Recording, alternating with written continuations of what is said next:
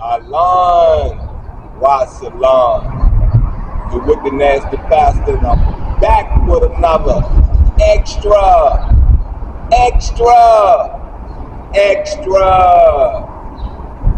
promised. We're going to get into the gods that is recognized. And, you know, the way this book's structured, and I want to say it to you once again, you have to remind yourself of the publisher. You have to remind yourself of the standard. You have to remind yourself that the Kemet Egyptian gods was not structured, was not written. Maybe the characters you can't change. You understand me? You can't change. And when I said maybe, is there are probably gods that is not mentioned. But these are the gods that recognized in history, in the Kemet Egyptian legacy, dynasty, civilization. And once again, I want to say this to you, you know, how I process a God. Strength, ability, and mastery. I'm not going to take long in this opening intro. I just say this to you, buckle up.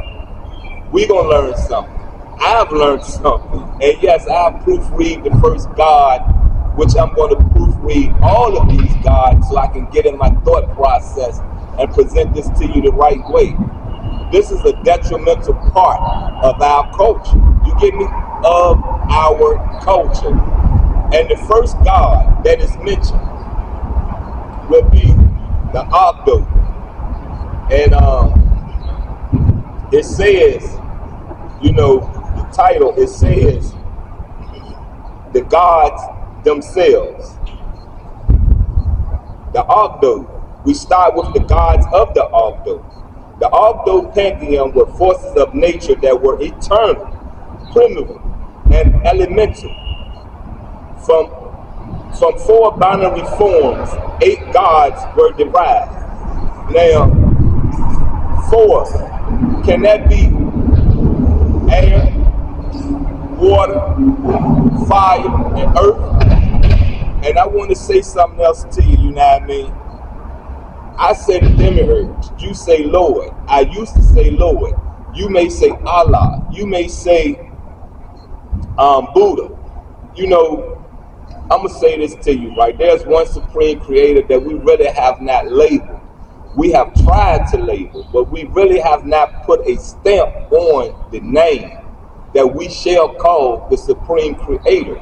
And if the OgDoad throughout 4 binary forms, which 8 gods were derived, peep this. 8 gods composed the OgDoad. 4 gods and 4 goddesses. Each god was paired with an aspect based on gender. For example, the god Cup was paired with the goddess Kemet. As you might have noticed, 4 symbolizes an ideal number for this ancient culture. Now, number 4 in our universal math will be what?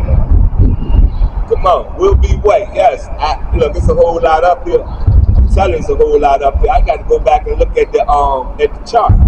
And the chart said number 4 is culture free. Het and Hahet stood for eternity. None that represented the waters of creation, the original chaos from which the universe sprang. Now, we need to figure out none and none that. You get what I'm saying? We need to figure out none and none that. Now, Kuk and Kaket were darkness, and Amun and Amunet represented air. The gods had the heads of frogs. The goddesses had the heads of snakes. 4 creation myths spring from the OgDoad. The home of the OgDoad was Duat, the underworld. Now, that's, you know, the end of OgDoad. Now, let's see the Duat. D-U-A-T. Can that be heaven? Can that be heaven?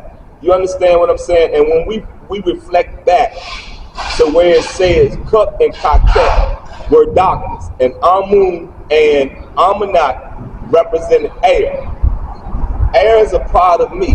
You get what I'm saying? Air represents Libra, which is your wind. You understand what I'm saying? That is a part of me. If you go back into the introduction, you understand that I pray to the skies and I look to the water and the sky for answers. You understand what I'm saying? For answers for how to walk in this life, how to portray myself, because I know and I stand firm on. Get me? Stand firm on. We are made in the image of our Creator. In the image of our Creator. So, to start understanding the underworld, you know, the underworld is two realities.